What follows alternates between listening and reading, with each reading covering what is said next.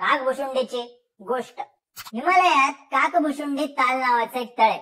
इथं बर्फ पडला की भारतात थंडी पडायला सुरुवात झाली असं मानलं जातं। आयताकृती असणाऱ्या तळ्यातल्या पाण्याचा रंग काहीसा हिरवा आहे। इथे लोक नुसती फिरायला येत नाहीत तर दर्शनालाही येतात, कारण असं म्हणलं जातं याच जागेवर काकभुशुंडीनं गरुडाला रामायण सांगितलं होतं।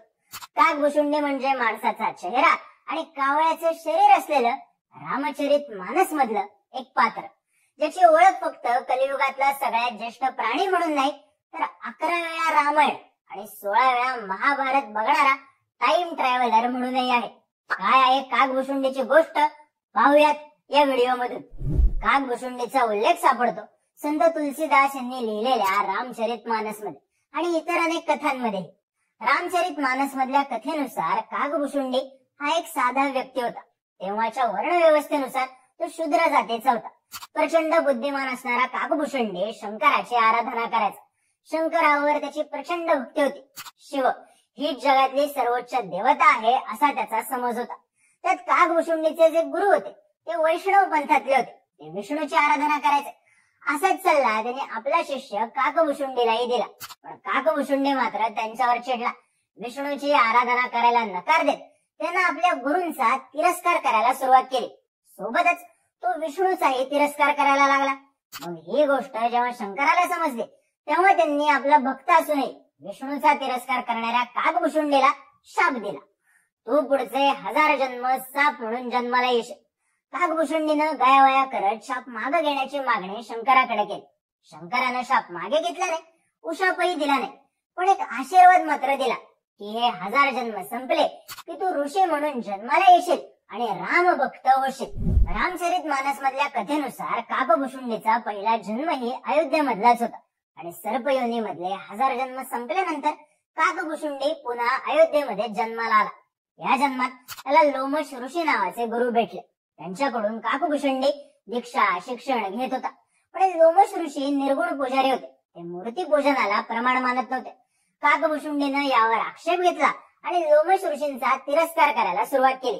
मग चिडलेल्या लोमश ऋषींनी त्याला शाप दिला की तू कावळा होशील। मग या शापामुळे काकभुशुंडीला माणसाचा चेहरा पण कावळ्याचं शरीर असं रूप मिळालं।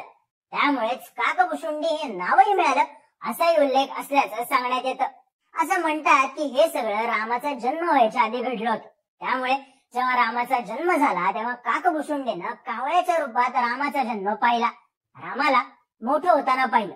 एकदा रामानं समोर दिसणाऱ्या कावळ्याला पकडायचा प्रयत्न केला, पण तेव्हा काकभुशुंडीच्या मनात राम खरंच दिव्य पुरुष विष्णूचा अवतार आहे का याबद्दल शंका निर्माण झाली आणि त्यानं रामाच्या हातातून निष्ठत उडून जायचा प्रयत्न केला। त्यानं आकाशात उंच उडायचा प्रयत्न केला खरा, पण त्याला आपण सतत रामाच्या जवळच आहोत असा भास व्हायला लागला। जेव्हा त्यानं नीट डोळे उघडून आजूबाजूला पाहिलं तेव्हा आपण हसत असणाऱ्या रामाच्या जवळच आहोत हे त्याला समजलं आणि रामाच्या मुखात त्यानं ब्रह्मांड पाहिलं। तेव्हापासून काकभुशुंडी रामभक्त झाला। रामाच्या आयुष्यात घडणाऱ्या सगळ्या घटना त्यानं अनुभवल्या।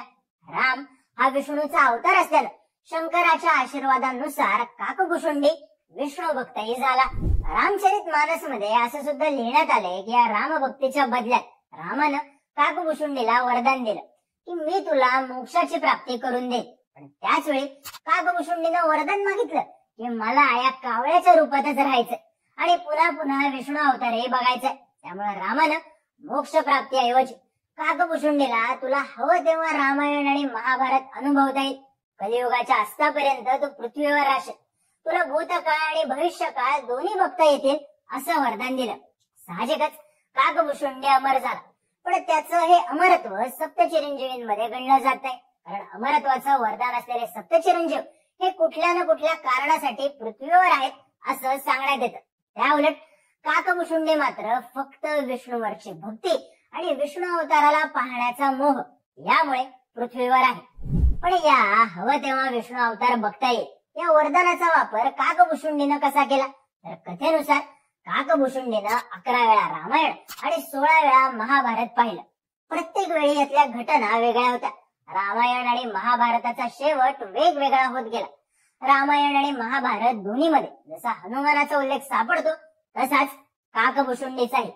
काकभुशुंडीनं इतक्या वेळा रामायण आणि महाभारत पाहिल्यामुळं त्यातही प्रत्येक वेळी वेगवेगळ्या घटना घडल्यानं मल्टीवर्स आणि टाइम ट्रॅव्हलिंगची संकल्पना इथनच आली असं सांगितलं जातं. म्हणूनच टाइम ट्रॅव्हलरचा विषय निघाला की हमखास रामचरित मानस मधलं एक पात्र पुढे येत, काकभुशुंडी. काकभुशुंडी बद्दल आणखी एक गोष्ट सांगितली जाते. जेव्हा शंकर पार्वतीला रामायणाची कथा सांगत होते तेव्हा एका कावळ्यानं ती कथा ऐकली.